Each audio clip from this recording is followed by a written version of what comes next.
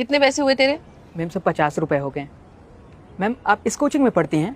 हाँ, लेकिन तुझे इस कोचिंग के बारे में बड़ा पता है? हाँ, यहाँ यूपीएससी की तैयारी होती है ना। क्या कहा तूने? यूपीएससी? छी, तेरे मुंह से ये वर्ड भी कितना बुरा लग रहा है, अनपढ़ गवार कहीं का। और तुझे कैसे पता कि यहाँ पर यूपीएससी की तैयारी होती है? वो क्या है ना मैम साहब, मैं खुद भी यूपीएससी की तैयारी करता हूँ, इसलिए पता है। वो तो यहाँ की फीस बहुत ज़्यादा है, इसलिए एडमिशन नहीं ले पाया। लेकिन हाँ मैम, मैंने यहाँ के सारे नोट्स बना रखे हैं। थोड़े बहुत डाउट हैं, लेकिन हाँ ठीक हैं। क्या कहा तूने? यूपीएससी की तैयारी कर रहा है? जरा यूपीएससी की फुल फॉर्म बताइयो। Ma'am union public. बस मुझे अच्छे से पता है तुझे कुछ नहीं आता है। और तुम लोग अनपढ़ हो ना, हमेशा अनपढ़ ही रहते हो। इतने बड़े सपने नहीं देखने चाहिए जो तुम पूरे ही नहीं कर सकते हो। और ये चाय का ठेला है ना तेरा, इस पे ही ध्यान दे, फालतू में टाइम वेस्ट मत कर। इतने बड़े सपने देखने का कोई फायदा नहीं है। मैम आप ये क्या बोले जा रही हैं? तेरी इतनी हिम्मत कि तू हमारे सामने ऊंची आवाज में बात कर रहा है? मैम मैंने ऊंची आवाज़ में बात नहीं की है, बस ये कह रहा हूँ कि आप लोग क्या बोल रही हैं। देखिए मैम साहब, पढ़ाई लिखाई पे तो सबका अधिकार है, मेरा भी अधिकार है। मेरे मम्मी पापा खुद भी चाहते हैं कि मैं पढ़ाई लिखाई करके एक अच्छा इंसान बनूं, एक बड़ा आदमी बनूं।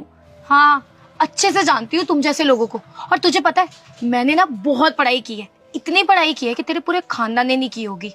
और तुझे पता है, मैंने ना हायर एजुकेशन की है, वो भी इंग्लैंड से। एक सेकेंड, तुझे तो यही नहीं पता होगा कि इंग्लैंड एक कंट्री होती है, क्योंकि तुम लोग अपनी झुग्गी झोपड़ी से आगे तो बढ़ नहीं पाते हो, बस यहीं तक सीमित रहते हो। मैम आप बदतमीजी कर रही हैं। क्या कहा तूने? बदतमीजी? अभी तो मैंने बदतमीजी की नहीं है, और तू मुझे नहीं बताएगा कि मुझे क्या कहना है और क्या नहीं कहना है। और वैसे भी तेरे पेरेंट्स को तो अच्छे से पता है कि तू इस चाय के ठेले से आगे ना बढ़ नहीं पाएगा, तो बेहतर होगा इस पे ध्यान दे, ना कि पढ़ाई पे। और एक सेकेंड, ये नोट्स तेरे हैं क्या? हाँ, ये मैंने खुद से बनाए हैं, आपको देखनी है? हाँ देखा।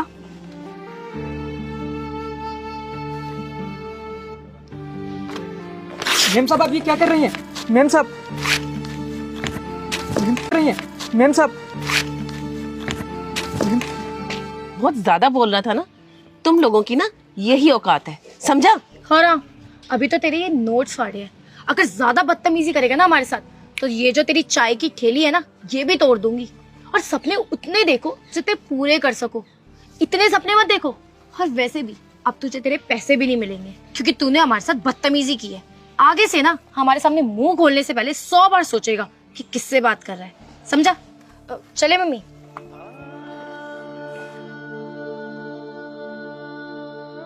बस मम्मी, एक बार इस बिल्डिंग को बनने दो, उसके बाद हम लोग मिलकर पार्टी करेंगे। हाँ बेटा, पर बेटा हम लोग गैर कानूनी बिल्डिंग बना रहे हैं, कहीं कोई दिक्कत तो नहीं हो जाएगी? अरे मम्मी, आपको इस चीज़ की फिक्र करने की कोई ज़रूरत नहीं है।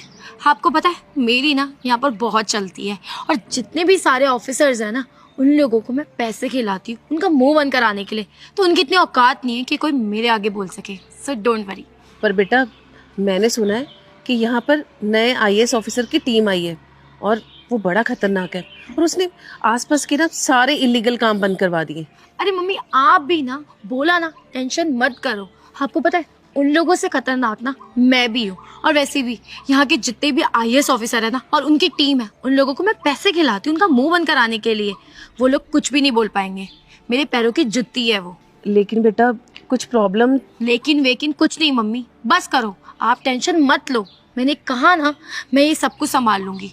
और वैसे भी ये कोई मैं पहली बार थोड़ी ना कर रही हूँ, ऐसी इलीगल बिल्डिंग्स मैंने बहुत बनाई हैं। तो आप ना मुझ पे और इस प्रोजेक्ट पे ध्यान दो, ठीक है? अरे बेटा देखना, हमारी ये प्रॉपर्टी के बाहर कौन खड़ा है? इन लोगों की इतनी हिम्मत, इनको तो मैं बताती हूँ। चलो मम्मी।